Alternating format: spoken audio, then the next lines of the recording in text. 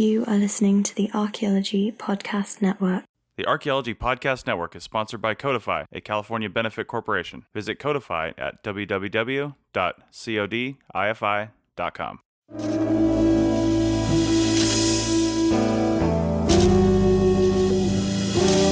Hello and welcome to the CRM Archaeology Podcast, episode 98 for November 23rd, 2016. I'm your host, Chris Webster. On today's show, we talk about addiction, specifically drug and alcohol abuse on field crews and in the discipline. And this is a trigger warning. During the last 10 minutes of the podcast, we will be discussing some field situations that may be disturbing, even traumatizing to some people. If you feel the need to step away during part of the discussion, either for a short time or for the remainder of the podcast, feel free to do so. So go grab a soda or a coffee, because the CRM Archaeology Podcast starts right now.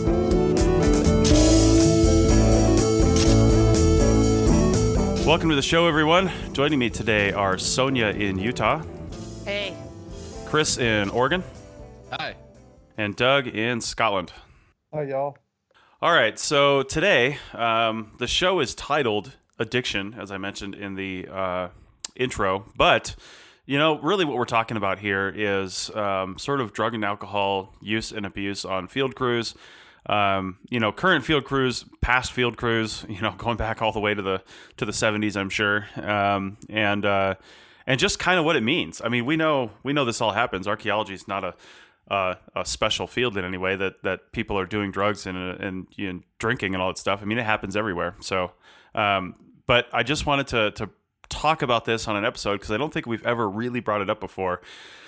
And this is more going to be in a frame of reference of, what kind of happens, what goes on, signs to look for, things like that. And for people who maybe don't drink that much or don't drink at all or don't do drugs. How about that? What they can do to actually be successful in this field, even though it seems like all their supervisors and people above them are just going out and drinking every night. It feels like if you don't do that, you might be ostracized or something like that, which can happen. But I'd like to start out, though, by first dispelling a rumor, despite the fact that I took Advil this morning. I'm not on drugs. I don't know where this came around, but apparently I heard that somebody thinks that I'm on cocaine, and there's like multiple sources that say that I do cocaine because apparently it seems like I never sleep, and I don't know, maybe I talk too fast or something. I don't really know. I listen to all the podcasts at 2 times the speed, which isn't helping my case at all. But I don't know where that came from. I've never, just to put that out there, I grew up with addiction and alcoholism, and probably for those reasons, I don't know, maybe other reasons. I've never done a single drug. I've never tried pot. Now, I've been in the living room of my home when I was a child and passed the bong from one person to the next. So I've probably been high before, but didn't know it. Just when you grow up like that, it's just all around you. I didn't have my first drink of alcohol till I was 21. It was actually my 21st birthday at midnight at the Luxor Hotel and Casino in Las Vegas. And, I've just never really, luckily, even though there's a history in my family, I've never really been addicted to things like that. Like I said, never wanted to really try drugs or cigarettes or anything because I kind of grew up with it and knew how nasty it was. But alcohol, I do drink, of course. I like a nice dark beer. I like a good glass of wine, but even bourbon once in a while. But I certainly don't feel like I need it at any point in time. So hopefully those dispel a few rumors, but probably not, because I'll tell you what, if there were a drug I could take that would make me not sleep but stay functional, I'd probably consider it because there's just too much to do. I don't know. So anyway, Doug's saying meth in the background. It's easy to get in Nevada, so maybe I should try it. But the teeth thing, I don't know, I just can't do the teeth thing. Anyway, I want to, after that story, a nice way to start off the podcast, I just want to open this up and get some of your guys' experiences on what you've seen in the field. Sonia, I know you've been doing this for a while. Chris, you've been doing this for a while. Doug, you too. We've all seen different things. We've all seen the field crews that just go out, either drinking in somebody's hotel room or out at the bar that night or every night, or out at the tailgate in the hotel parking lot or something like that. And you feel you need to join in. Has anyone ever not done that and felt like they were treated differently because of that or anything? Anyone? Just to throw it out there. I've not done it, but I don't know necessarily that I've felt very different or like I was treated differently because of Mm-hmm. it. Right. In part because honestly, I don't give a crap what other people think. Um, yeah, I mean, I hate to put it that way, but um, I know that I'm functional when I go out in the field, and I don't feel the need Mm-hmm. to go out and drink every night. First, I mean that's the first thing, and Mm-hmm. second, I'm a diabetic. Ah. I'm a type 1 diabetic. I've been insulin dependent since I was 11 years old. I need to maintain control of my blood sugars and my health at all times. Yeah. And if any of you guys know anything about type 1 diabetes, you have to be in control all the time of Mm-hmm. everything going on in your life. So doing drugs was never a thing for me. Now alcohol, I'm a good German girl. Um, and I mentioned this in the background here earlier. We basically start tasting alcohol when we're teething. You Yeah. know, my mother used to dip her finger in brandy and rub it on our gums Mm-hmm. to take away the pain of teething. So I mean, that was pretty activity back when I was a kid and back when my parents were kids and when their parents were kids. Mm-hmm. I mean, that's just kind of what you did. And then I always grew up with alcohol in the house. Hell, I grew up with alcohol in the church.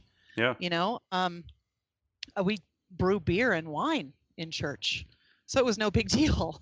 So anytime kids were like, "Hey, my parents are gone for the weekend. I've got the bar open," I'm like, whatever. Right. It was never a big deal for me. So going out and drinking every night was not something that was a high priority for me, and going and doing drugs was not something that I really felt like I needed to do because obviously, I like to be in control of my diabetes. Right. Well, and don't get me wrong. I mean, I like I like after a long day in the field. I mean, Chris, out at Ridgecrest, we were down there last year. A hot day in the field full of snakes and bombs, and you just want to get home and have something cold to drink, and have that Yeah. shower beer or even the shower wine. Yeah. Wait, know, shower beer, you bring a beer into the shower? that's what Oh yeah. those shelves are for. That are kind of up high. You don't put shampoo there. It's for your beer. I think I might have had a shower Cosmo once. Nice, nice. But that's so. I'm not saying by any means you need to be totally not doing anything. It's just what we're kind of talking about in this show is people that really abuse that, people that kind of need that, that and there's all kinds of reasons for it. There's all kinds of reasons for it. Maybe somebody's not happy with their life, maybe they're not, whatever, and this is a way to sort of mentally escape, when they just get drunk all the time. But Yeah. we can't sit here and talk about all those different reasons because there's probably literally millions of them depending on the person, Oh, yeah. right? So I mean, Chris, you just bring your own beer and brew all the stuff when you're when you're out in a crew, and that's cool too. Because I remember going over to your guys' place one time down at Ridgecrest and having some really good beers, and you sent us all home with a couple too from some stuff you had made while you were in Ridgecrest. So, we I definitely like the sort of I don't know if it's the right word, but sort of culinary aspect of it, like of beer and wine, of Yeah. just kind of getting into stuff like that. But Yeah. And I mean, that's kind of a thing that I do. I do like a number of things if I'm on a long-term project on the road mhm. where, bringing my homebrew kit with me is just one of those things that kind of helps keep me grounded and help, like, I don't know, it gives me something to do so that I feel like I'm at home. Mhm. Because I've definitely had plenty of, long months on the road where, I'm just in some hotel in an exit ramp town in the middle of nowhere with really nothing to do. And I think that that's probably one of the factors uh, that does lead to substance abuse, Mhm. is just the boredom and the restlessness and the lack of outlets and also the stress of being on the road. There's a whole lot of compounding factors, and um I wouldn't say that all leads me to drink, but I know that that's probably a common thought, or at least something in people's subconscious mind as they're spending months and months on the road. But my experience has been, I don't know, I feel similar and a little different to your experiences with substance abuse in the Mm-hmm. field. When I first got started in archaeology, I was working in Belize, and we had this saying that the drinking school had a field problem. And, there was a lot of hard Right. drinking and stuff like that. And it was just kind of the culture of being down there. And it was also the age group. Mm-hmm. That was a lot of it. It was all, still undergrads, early 20 somethings. And, some of them, myself included, were, it was their first time out of the country. Mm-hmm. And so in a lot of ways it was cutting loose, but also, uh, just having fun and making the most of it.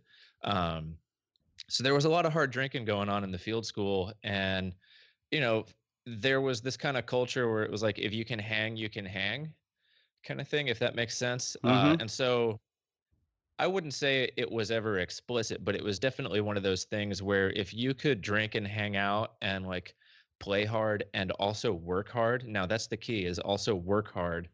Um, then you went really far in that Yeah. field school. And so, if you could work hard despite all the distractions and, produce some good research at the end, then, you'd end up the next summer being invited back and maybe even be a supervisor and so on and so forth.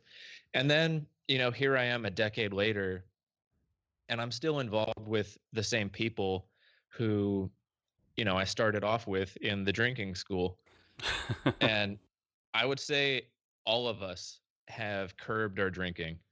Um, and you've worked with me, Mm-hmm. uh, Yeah. You and were drunk only like half the time we were out there, so it was, really well improved. yeah. And it was usually drunk after lunch. I wouldn't show up to work drunk. It was just Right. that little flask of bourbon I'd carry around with me. But Yeah. that's an old hangover from Kentucky. Right. Right. No. So, we've all kind of curbed our drinking as we've, grown in age and grown as professionals, and also just moved into different roles with more responsibility and realized, like, one, our bodies can't handle that shit anymore, but two, Mm-hmm. like our workload and our, the quality of our work that we produce can't handle that either. So, Yeah. it goes back to the whole, like, if you can work hard and play hard, sometimes you have to start dialing back on the playing to, make sure your work doesn't suffer. And the first CRM, or it wasn't the first CRM project I was on, but the first time I was a crew chief for CRM, it was in Kentucky, and I was kind of getting the hang of, managing people and stuff like that. And I, had this really egalitarian style of just like, like deferring to other people because I knew that they had more experience than me, even though I was, in charge of making sure the project went smoothly. Mm-hmm. And it worked out really well, but we hired this one guy who was just a crippling alcoholic. Mm. And he would show up to work just piss drunk from the night before, reeking of booze. Sometimes he wouldn't show, and uh, it was just a pain. And it was a legal issue, it was a liability issue, and it was just a logistical nightmare, because we couldn't trust him to show up, we couldn't trust him to perform, and also it was just a bummer, to see somebody that out of control Mm-hmm. and to work with somebody like that. And the final straw was he went on a multi-day bender, didn't show up. He was no call, no show. We kept trying to call him, and we didn't have any contact for like anybody who knew him. And then 5 days later, he called, and he was like, trying to find out where the project was. And we were like, dude, you're off. We can't have this happen anymore. We had to let you go. And he Which fought it for a little bit, and then we just had to sit him down and not necessarily have an intervention, but we just spelled it out loud and clear for him. We were like, there's a number of behavior and performance issues that are going on. Like, you're a nice guy, you can work hard when you're not drunk, but man, you've got to sort this out. mm-hmm. Well, and And this whole entire field, though, it breeds like that sort of behavior. You know what I mean? Because you get people that are young and impressionable and maybe not have drank that much when they get into the field, and then they feel like they need to start to be accepted, right? But then the other problem is, okay, so you're just heavily drinking for this whole like maybe 1 month long, maybe 2 month long project. And even if you're not heavily drinking, but every time everybody goes out, you might feel obligated because you're the new person, you're the low on the totem pole. So then you go out and you might make a few friends, you make some people that you know, but then all of a sudden it's over and you're on another crew somewhere else. Maybe some of those people are there, but more likely they're not. And you meet a whole new group of people and you have to do it all over again. And then you just, before you know it, you're an alcoholic and you can't help yourself. And you don't have any real like long-term friends that are around you all the time. I mean, there's Facebook and stuff, but there's nobody that's around you all the time to point out and say, hey, I think you've got a problem before you have a problem. You know what I mean? Because you're constantly around a new group of people. So the deck is stacked against us before we even start in this field. It's just it's really hard. And if you, and if you don't, if you're not exposed to addiction, people who do have substance abuse issues, Mm-hmm. I think earlier on when you first start to encounter people who do have substance abuse, or even if you're encountering it firsthand, abusing alcohol and drugs on your own, you don't know what you're looking for, and you don't know the warning signs. And it's really hard to spot that in a crew because, if we knew how to spot that early on, and if we had a culture that wasn't so enabling, then I think, things would be a little bit different. Mm-hmm. But, I mean, I'm sure some of you guys have experiences like this too, but, I've had friends, in archaeology and in other facets of my life that have struggled with addiction, and it's ruined our friendship, Mm-hmm. And it's just one of those hard things. You can only support an addict for so long before, it gets too hard for them. Right. Well, and I think you nailed it earlier too, Chris, when you're talking about, your beer brewing activities and how it gives you a sort of sense of home, and something familiar, and it's a hobby. It's a thing you can do. You certainly can't be drunk while you're doing it. Otherwise you'll totally mess it up. and it tastes like garbage. Exactly. And I mean, we've talked about quality of life issues before in CRM, and I almost always come back to have a freaking hobby. You need something to do when you get into that hotel room at the end of the day that just kind of takes your mind off the fact that you're living in a hotel room every day, because that in itself can get depressing if you're not really into that. You know what I mean? And very few people probably are. We all have a natural sense of wanting to be home and all these sorts of things that are just like, it's an evolutionary response that's we've spent millions of years cultivating. So, having something you can do, even something that you can do with a friend, whether it's, I don't know, it can be any number of things, but something to take your mind off. Because if you're just sitting there and you're watching TV and you've got nothing to do and you're just waiting for the next day to start and somebody says, hey, let's go get a drink, you're probably going to say yes, because you just want the social interaction. You just want to talk to somebody, and be around someone. So we're going to dive a lot deeper into this, and I want to get Doug's thoughts on, he's been working over in the UK for a while, and Europe always treats alcohol very differently than the United States does, let alone drugs. But we'll get his viewpoints on the other side of this break. Take a listen to this ad, the new Codify photo board. This is the first time it's being advertised on the CRM Archaeology podcast, I believe. And it's just, I've used it, and it's a fantastic way to make your photos not blue. And you know what I'm talking about. Back in a minute.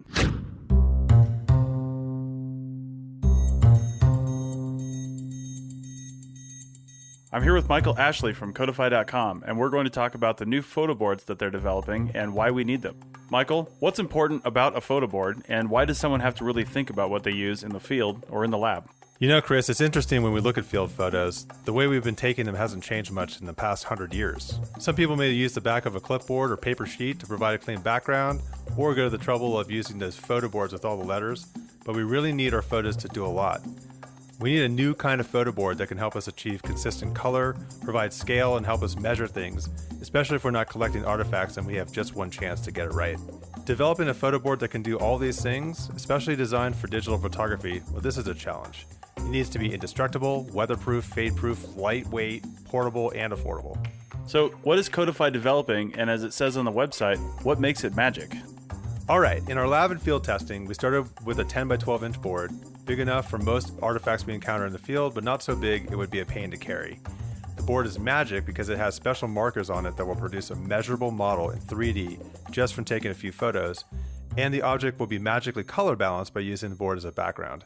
There's space on the bottom so we can superimpose a digital caption and company logo, plus a space for either physical barcodes or virtual ones to dramatically improve field and lab accessioning of artifacts and samples.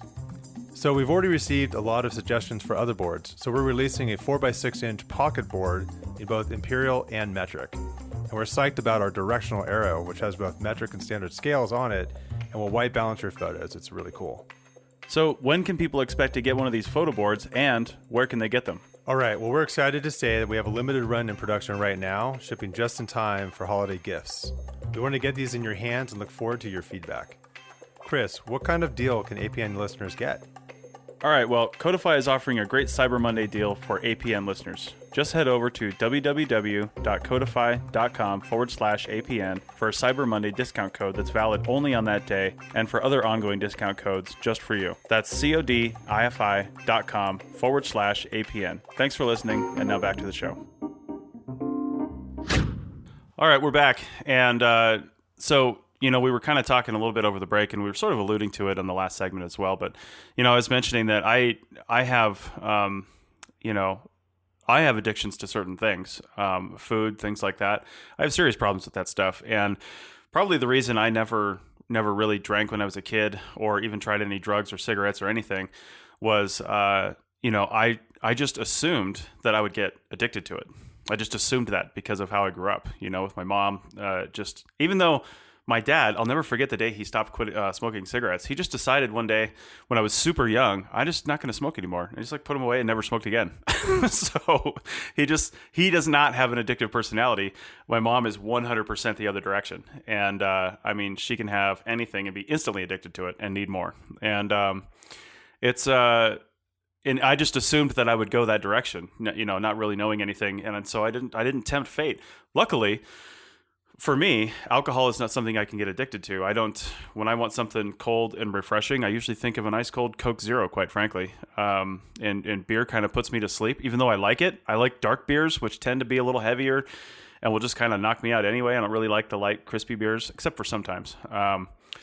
It's just, luckily for me, it doesn't seem like I would get addicted to stuff like that. But I feel like drugs would be completely different for me because I feel like certain drugs actually probably would enhance my life on a short-term basis, like allow me to get more done and do more things, as bad as that is to say.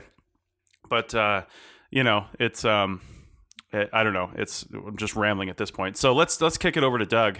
Doug, you've been over in the UK for quite some time now. You've done a little bit of field work over there. You've worked with other people. The UK and Europe and all that, they always treat alcohol a little bit differently than we do over here. In fact, probably a lot differently. What's been your experiences over there related to that, or what are your impressions? They have tea time, for Christ's sake, in the middle of the day. So how bad could it be? Yeah, but that's actually for tea. They have a crippling addiction to caffeine over here. And tea is a very different social experience. It's probably easier to tell people you don't drink alcohol than you don't drink tea. Mm-hmm. I make so many people uncomfortable when I turn down tea. My wife is always like, just accept it. You don't have to drink it. Just accept it. Just accept it. We end up in this very awkward moment where people are like, wait, you don't drink tea? You don't drink tea? How? Like their minds just can't wrap it around. It's just horrendous. So yeah, if we're talking about one sort of addiction in the UK, tea is that. Yeah. But moving back to drugs and alcohol, a different sort of addiction. Yeah, I think I think Americans put a little too much emphasis on Europe being something so different than Mm-hmm. what it is. Um, kind of treating it like it's a foreign land. And in a sense, yes, it is, but in a sense, not so much. So the rules are a little more lax. Mm-hmm. Drinking age in the UK is much younger. Um, and but to be fair, in the United States, there's actually quite a variety of rules. So, like in my home state of New Mexico, you could be served alcohol by your parents Mm-hmm. um, when you were younger, and so there's actually a different DWI blood alcohol rate for if you're younger than 21 and if you're older, Hmm. uh, just to account for the fact that you could be served by your parents. Um, and then you have dry counties, and then you Mm-hmm. have like blue book laws where I remember when we went to Indiana and couldn't buy any alcohol on Sunday. Right. So you have a really big variety in the states, and you sort of have a similar variety across Europe, in that yeah, some places they don't card basically at all. You could the joke is if you could see over the pub, over the counter, you were old enough to drink, and there are still pockets of that around the UK. But they're also like Scotland's trying to introduce a minimum price on alcohol, Mm-hmm. so that it gets rid of like those really cheap sort of paint thinner like drinks that basically they can sell for a couple of pence. That I mean that is actually a problem. You can get like shots Mm-hmm. of horrendous alcohol for less than a pound. Um, and so there's a lot of variety, but honestly, in terms of drinking culture, I don't see it having much effect, or any of the laws or the culture between America and the UK. Hmm. Um, Essentially, archaeologists still drink. There's still It's still a huge part of the archaeology culture. And I know we're talking about the field, but like if you go to a conference, drinking's usually a big part of the culture as well, or any sort of event in archaeology usually involves alcohol, regardless of the country you're in. I mean, maybe you guys have had different experiences, but with Chris, I can attest to Belize was very similar. I mean, Mm-hmm. that was a lot of Americans there, um, but in a lot of different countries, you have that same sort of culture around drinking in archaeology. Um, Yeah.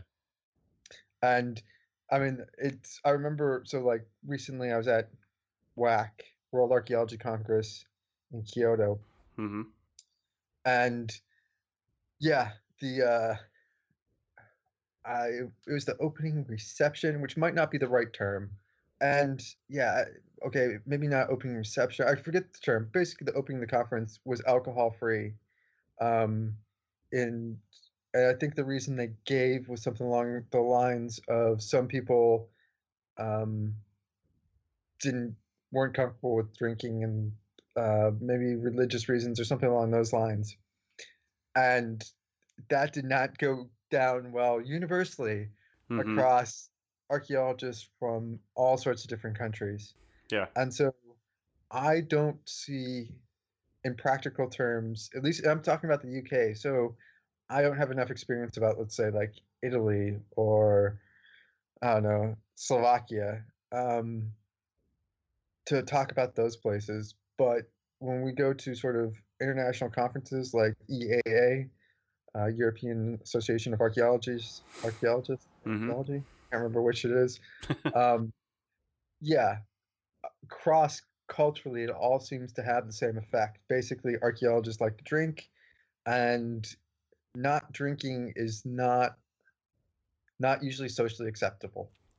Well, Um, and let me follow up on that real quick because I want to ask a specific question about the UK because one of the things that we're talking about here is not just drinking but addiction to drinking, right?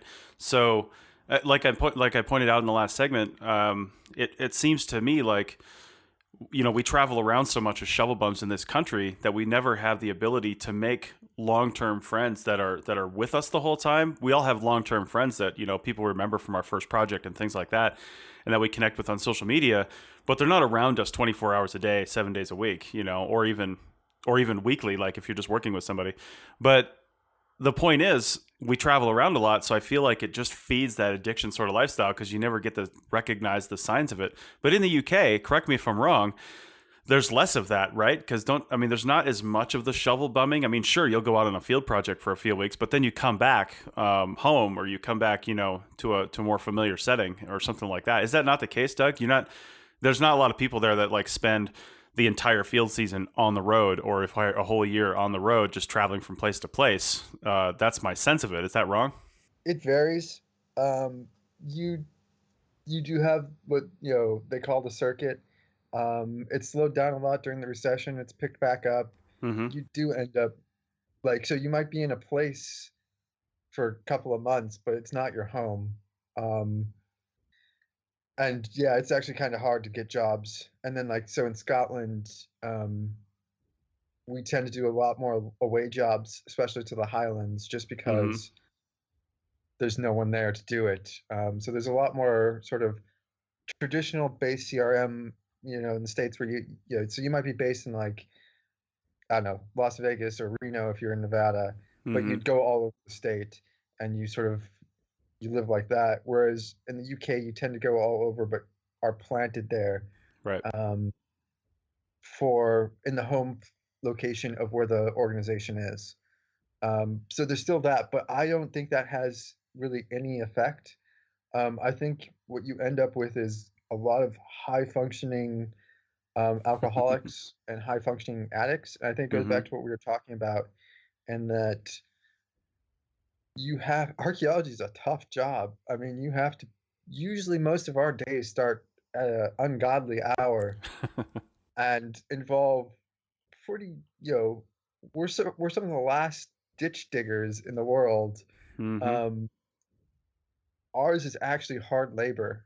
I mean, you'd be pressed to find any of your friends who do any other job who do as physically demanding labor as archaeologists. And so that I think tends to weed out quite quickly people who are not cannot function on alcohol and do a job. But that doesn't necessarily weed out people that have problems with alcohol or drugs. It just means that you've ended up with people who can, at least until they reach the point where they can't, drink Yeah. ridiculous amounts at night and then show up and be, I wouldn't say sober, but functional in the morning. Well, and the difference with our job though is we're not just ditch diggers. It is hard labor, but we've got to do we got to do that heavy digging along with actually being hyper aware of what we're digging, and not blowing through a feature or something like that. That's where I think it really comes in the morning when somebody comes in and they're still drunk or they're still whatever. Sure, they can dig a hole, but they're going to blow through everything, or they're not going to be able to dig a flat level, or they're not going to be able to do their tablet work, because I won't call it paperwork anymore. I'm starting that right now, and but they won't be able to do those sorts of things because you're right, Doug.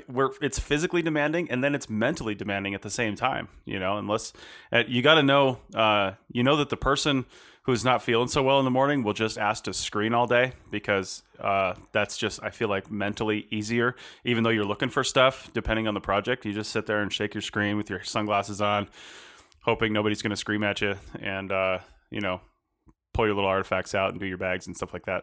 You don't have the hard job of digging and watching for features and soil changes and stuff like that. But you're totally right, Doug. But it's interesting to hear that the differences over there. I don't know what I feel like. How is it from an acceptance rate, Doug? Over in the UK, is it? I mean, are you ostracized? I mean, it's a smaller group over there than it is in the United States, because it's just a smaller area, so there's going to be less people doing it. But I mean, word must get around if you're not part of the crew. You know what I mean? Well, first of all, it's not really that much smaller. I mean, if you're talking about the United States, probably has like it's about half the size of the population, but in a tenth, a 50th of the size of the country. So there's Mm-hmm. more per archaeologists per capita in the UK Oh. than there are in the States. So you can actually, and it's such a small geographic area, you can move around quite a bit. So Mm-hmm. it doesn't have that sort of stigma of you're stuck um, with your crew. Right. Okay. Um, but it, yeah, it runs into the more the cultural issue of after work people go down to the pub, and at the pub, yeah, you could get um, a Coke Zero, I guess is because I guess they're now sponsoring our podcast. If we're just God, I wish. brands, um, but you it is that social aspect, and it ends up hurting a lot of people with families, because you have to go home and take care of your kids, which means you miss out on that social aspect of hanging out with the crew, and it is a lot. I mean, a lot of your jobs you get is through word of mouth. People will say, "Oh, you work with so and so over at company X. How are they?" Mm-hmm. And some people, I mean, you could be like, "Oh yeah, he's a hard worker" and stuff like that. But some people are also petty and be like, "Oh, that person thought they were better than us because they didn't come out and hang out at the pub." Mm-hmm. Yeah. And I do think it is a very social thing that not everyone is accepting of people not drinking. And I think it has gotten better, from everything I've heard, is that 30 or 40 years ago that wouldn't have sailed, but now people are being more accepting of people who don't drink. But Yeah. actually, Well, stigma. yeah, and let me just while we're on that topic of going out and not drinking, it doesn't have to be a all or nothing sort of game, right? If you want to go out and be social, there is something to be said for that, okay? But go out and have a drink while everybody else is getting drunk. As long as you've got something in your hand, that seems to be typically what most of the drinkers just want to see. They want to see that you have a drink in your hand. They don't need to see you chug it half the time unless they're a real bastard, but just have a drink and nurse it for the whole night. Don't chug it. Get something maybe a little stronger that you don't want to slam. Just kind of hang on to it for a little while and maybe have one, maybe have two, and then call it a night. I know just before we go to break here real quick, there's a podcast I listen to called the Geologic Podcast. It has nothing to do with geology. I'll just put that out. It's a science and skepticism show, but that guy, George Robb, he is a crazy man. He's a musician by trade, and but he also goes to these skeptic conferences and speaks and does all these different things. And he's a real out there kind of guy, and he's always life of the party, and totally doesn't drink. Like, he hasn't ever sipped a drink of alcohol, and he never does, and doesn't ever plan on doing it. It's kind of a thing now. He said it's not like he doesn't want alcohol. It's now he's old enough. He's like in his early 40s, and he's like, now it's kind of just a thing. It's almost like a contest with himself to see if he can go the rest of his life. But you don't have to be a total drunk to be the life of the party. You can still have fun. You can still do things. And that's a hard lesson I had to learn, growing up, because I just always assumed that people who drank alcohol were drunks. And I still have to catch myself saying that every once in a while. And know that some people just like to drink more than I do. And, we can still have fun and we can still do things without absolutely getting drunk. So we're going to talk a little bit more about the social aspects of this and how to function in this sort of lifestyle without making it a zero-sum game. I'm not going to do anything, or I'm going to do it all. One of those two things. And we're going to do that right after this business tip from Heritage Business International. Back in a minute.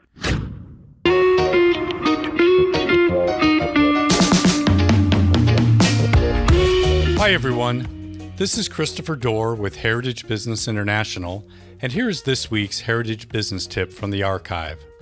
This week, we look at an important point about negotiating. There are lots of rules of negotiating. The word rules, of course, is in quotes. An important one, though, is not giving something up without getting something you want in return. Negotiation is a two-way street. When you're at the point of negotiating, both sides want to make a deal.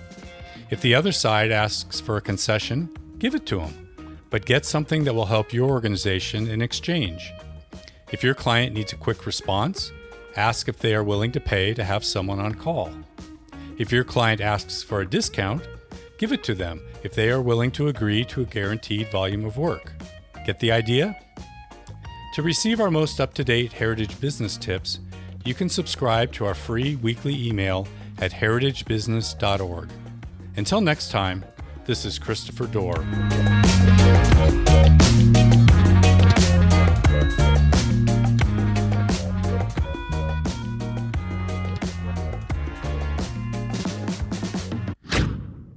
Okay, and we're back from the break, and where we left off, we were talking about the social aspects of drinking and how, not only do we have a drinking culture in archaeology, which oftentimes serves like, productive benefits, and also some commingled negative aspects too, where, as Doug was saying, if you work in a tight-knit community of professionals, sometimes your advancement in the field or, your network with those professionals depends on your appearance at the pub. And, a lot of it is just simply showing up and being present. And so we see that in conferences as well, where, they say the real conference takes place at the bar. But there's ways to get around that without drinking. It also takes place in the book room. Like, people hang out in the book room, and I guarantee you most people are not drunk in the book room.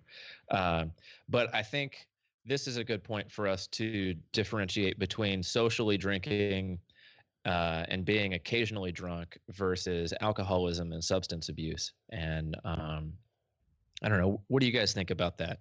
Sonia, I'm interested in your thoughts on this because you're a longtime archaeologist. You've worked for bigger companies, and you have employees now. So, Yeah.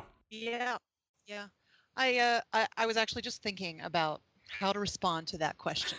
So there are a couple of things.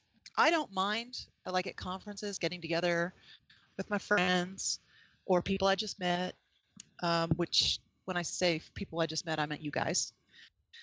And having a bottle of wine. And by having, I don't always necessarily mean sharing a bottle of wine. So, and then there's also the getting together with my crew after hours in the bar. In a situation like that, you can definitely download in the bar and have meetings in the bar, but that is not a situation in which I would recommend getting drunk. And I'm not an expert on Japanese archaeology or culture. However, it is very common to give your presentation in Japanese business and then actually go to the bar afterwards to socialize. This is actually done. The agreements are actually done. So, for example, I can meet with my clients here, and we have a very formal meeting, and they'll sit back and they'll go, we'll think about it. We'll think about it. They see me professionally, but they also want to see my character more on a private side. So they may say, hey, let's all go out to the bar, or hey, let's go out and have dinner. And that's where they see who I really am in a less formal atmosphere. And that's usually where they find out they like me, not just professionally, but personally as well. And so I can see benefit to that, but getting drunk is not necessarily completely appropriate in that situation. Right. And it's not necessarily something that I would want to do on a regular basis with my crews, in part because there's a legal aspect to it. As a supervisor, it's my responsibility to make sure that my behavior is always professional with my crews. Yeah, we can go out and we can have a beverage together.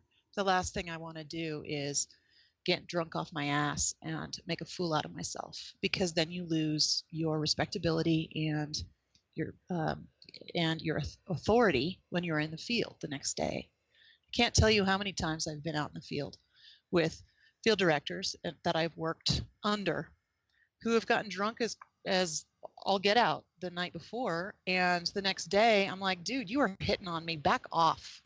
I don't have anything to Yeah. say to you. You know, or hey, you were bugging this other person, and you were really tagging them on something that you really believe in. Let's say it's political or whatever, and that's just not. It's not kind. It's not good business. It's not. It doesn't necessarily make you a good person. So I mean, I go back and forth on it, and I hate to say that I'm a fence riding here, but getting drunk with your crews, in my opinion, is not professional, Mm-hmm. and that's about professionalism.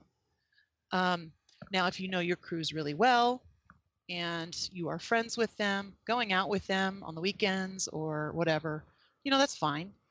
Just keep in mind, or keep at the back of your mind, that people are judging is probably not the right word, but people are identifying your character with how you perform in the field the next time.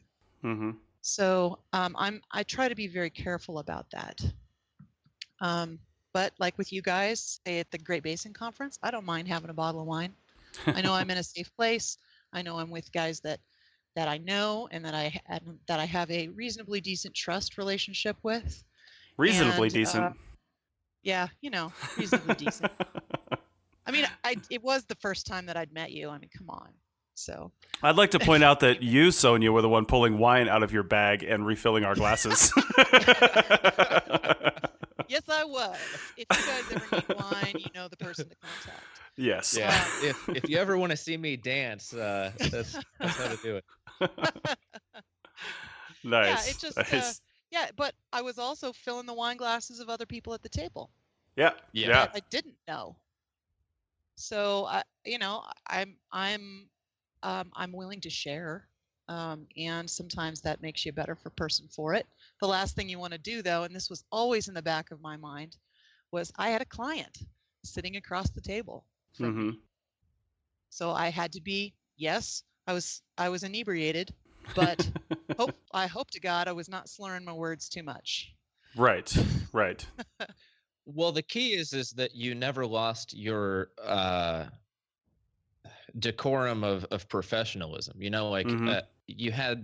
you were maintaining that balance of having a good time and being fun and social. And yeah, there was a client across the table from you, but they were also drinking wine as well. And Yes. there was always that balance that was being maintained. And I think when things become imbalanced with too much alcohol or drugs and whatnot, that's when like you had pointed out, judgment and behavior becomes inappropriate. And I think it's worth mentioning that sexual harassment and sexual assault are serious issues in our field, and they often go hand in hand with substance abuse. And that's kind of a way to kill two birds with one stone, is just to be ever vigilant of maintaining that balance. Mm-hmm. I agree. I mean, and I told you guys the night the next morning, that sexual harassment, I was not intimidated, but I was uncomfortable. And it wasn't you guys, it was someone else who Yeah. came up Yeah. and started chatting with me. And I'm like, dude, you are super handsy. You need to back off, And I didn't feel intimidated, so I'm not really concerned. I wasn't really too concerned about it, but they do go hand in hand. And the first thing that I did when I got back to my room was document it. And the second thing I did the next morning was let you guys know. Yeah. Yeah. So if something ever does come of it, at least I have some documentation. Yeah, and that brings up some other issues as well. Like, us kind of joking about you, filling up our wine glasses, which was great, but we all know each other, right? We're all, like you said, Yeah. reasonably certain that nothing's gonna safe go down. place. Yeah. So, but when you're on a brand new crew, and maybe you're young, and especially, I mean, we hate to say it, but it's a fact. But if you're a female and you're out drinking with, quote, drinking with the guys, because the women are almost always outnumbered. I've seen that change on a few crews, but in general, it seems like they're outnumbered. And in that sort of environment, you really don't know anyone. And not to make everybody paranoid, but if somebody's sitting there just, you guys make it back to the hotel room and there's 4 or 5 of you sitting in there, and somebody just keeps refilling your glass out of out of some jug in the back, you really got to be careful about that, because things can happen, and you don't want to put yourself in a situation where somebody's going to take advantage of you. And it's horrible to say that, but it does happen. And it's just something that you have to be on the lookout for. So one thing that I would never do as a young archaeologist, I would never accept a drink that I didn't see poured or mixed to myself. Yeah. And although I appreciated it and I said thank you, I would usually set it down and get myself a different drink. Yeah. Usually at that point, non-alcoholic. Mm-hmm. Hey guys. Yeah. To add a slightly different perspective, yeah. I know we've been talking about,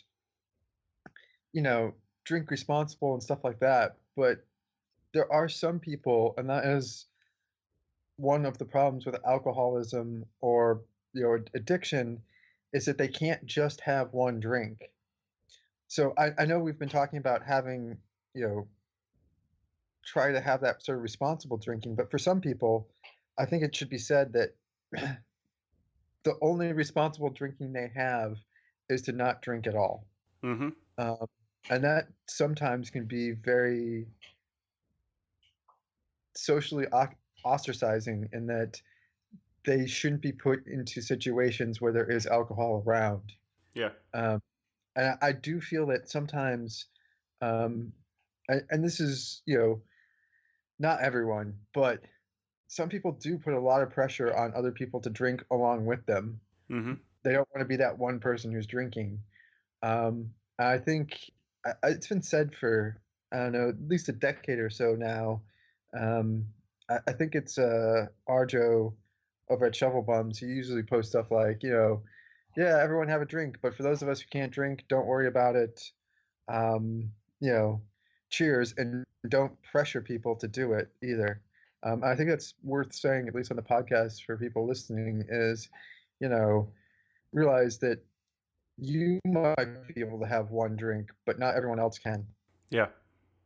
Well, I'm glad you brought that up, Doug, because I actually wrote a little note down here on my desk that I wanted to bring that up. But, people's personal limitations and their personal histories are almost impossible to know unless they tell you. And you don't know what kind of circumstances lead a person. If they're visibly uncomfortable and they don't want to have that next drink, or they want to have that first drink, then don't push it on them. Don't be a dick and say, come on, it's just we're passing the whiskey bottle around the campfire. Take a swig out of it. You don't know what somebody's back history is, what led them to that point in their life, and what kind of impact that's going to have on them, just mentally as they're going to bed. I mean, you don't know. It could totally shatter someone just having a sip of something as it gets passed around, or having a beer or something like that, and sends them into a spiral. I mean, hell, they could have been kicked off their last project because they drank too much or something like that. They showed up drunk one day, and now they're trying to turn their lives around. They get on a new project with new people, trying to surround themselves with new people, and it's the same damn thing over and over again,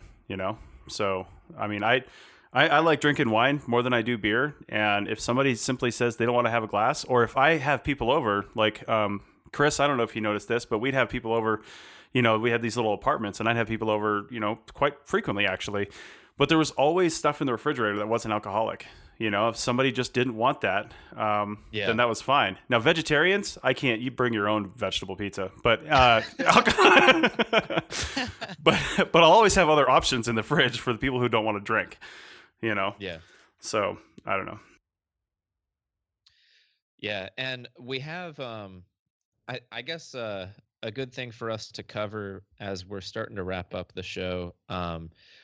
There are some resources for those who need help, and Sonia's been posting links in the back chat that we'll have on our show notes for alcohol addiction and sexual violence and sexual assault hotlines.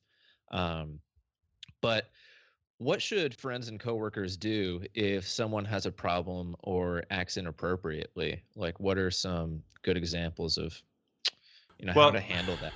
Yeah, and I can start with that, because I learned this actually in aviation when I was a commercial aviation student. One of the things we learned that was one of the biggest causes of pilot error accidents are when the young co-pilot is sitting there next to the senior pilot in the left seat, and the senior pilot hasn't put the landing gear down, or hasn't put the flaps down, or hasn't pulled the throttle back. It's because people forget stuff, right? They get so used to, they don't check the checklist.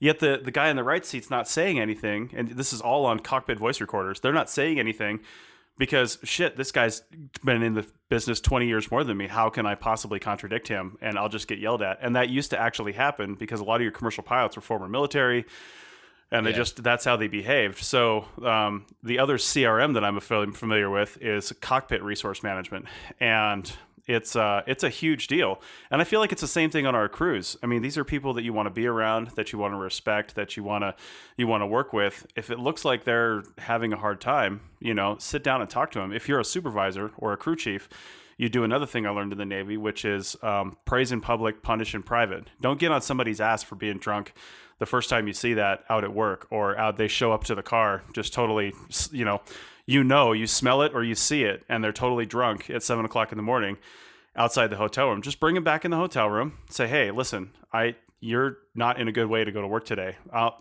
You keep your per diem, but stay home and don't let this happen again. And then if it keeps happening, you need to keep talking to them about it, and then you need to do something about it. So, but I would say it's definitely a private issue. Don't yell at them in front of the whole crew, and and that goes for every disciplinary action, really.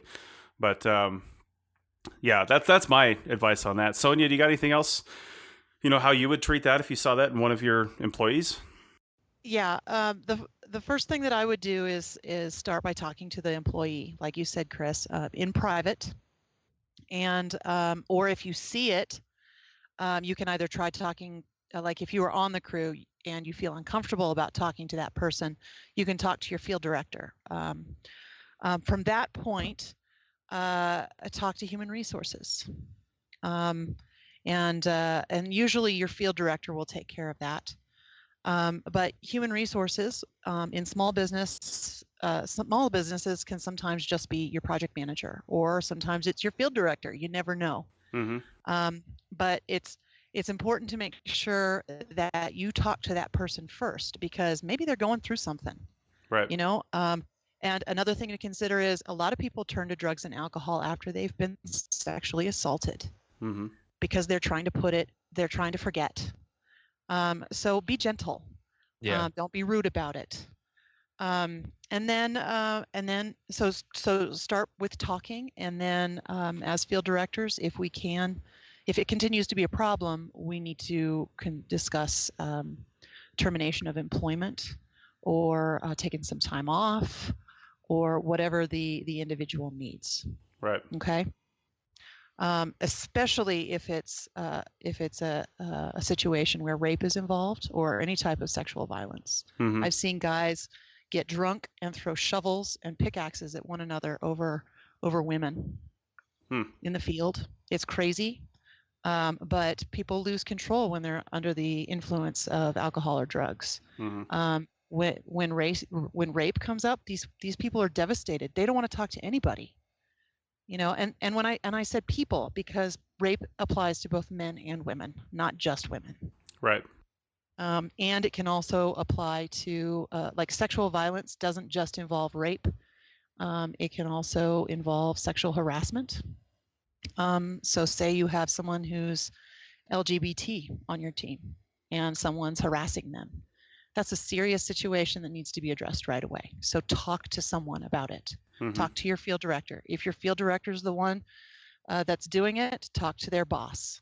If they are the boss, then you need to call someone. Mm-hmm. So please reach out and for help. Yeah, and you know what? I will even say, as sort of a, if you have absolutely nowhere to turn and you're listening to this show right now, send me an email, and then I can get in touch with the other people on this show. If you want to talk to somebody that's maybe like a talking head that you don't know, but you trust us and what we're saying here, and you just want to even email talk it out with somebody, I can get you in touch with the other people on the show, or myself, or something like that, just to have an outlet. You know what I mean? We're not qualified counselors or anything like that, but we've definitely been around the block a few times, and we can be somebody you can talk to that's not going to judge you, that you don't work with, that is not part of your current situation right now. So all right, well, I think that's all we have time for today. So like I said, check out the links in the show notes. kind of a heavy topic, but one that really needs to be talked about. And I would just say be sensitive to the people around you, and you'll go far. And then don't if you are one of those people that is a heavy drinker, but maybe you've got a handle on it, maybe it's not a problem for you, don't assume it's not a problem for somebody else. And don't assume that somebody else isn't really struggling with the whole entire social aspect. They may be the best archaeologists you've ever seen, but you're totally going to destroy them if you don't respect their boundaries and their wishes. So that's it. Thanks a lot. We'll see you guys in the field.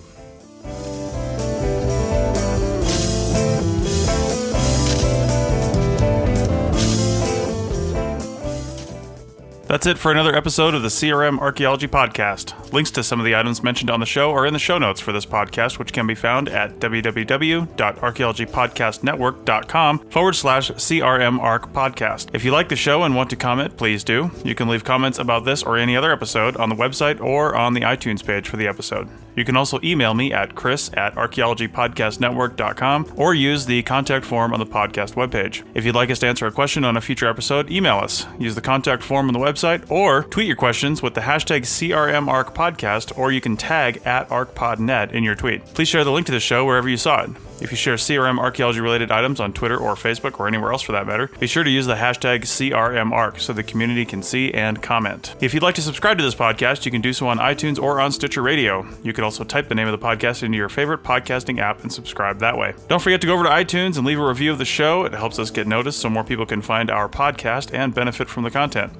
Also, send us show suggestions and interview suggestions. We want this to be a resource for field technicians everywhere, and we want to know what you want to know about. Also, please consider donating to the Archaeology Podcast Network. Your donations help fund our bandwidth and contribute to our editing costs. Thanks to everyone for joining me this week. Thanks also to the listeners for tuning in, and we'll see you in the field.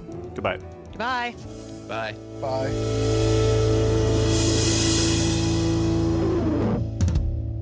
This has been a presentation of the Archaeology Podcast Network. Visit us on the web for show notes and other podcasts at www.archaeologypodcastnetwork.com. Contact us at chris@archaeologypodcastnetwork.com. Thanks again for listening to this episode and for supporting the Archaeology Podcast Network. If you want these shows to keep going, consider becoming a member for just $7.99 US a month.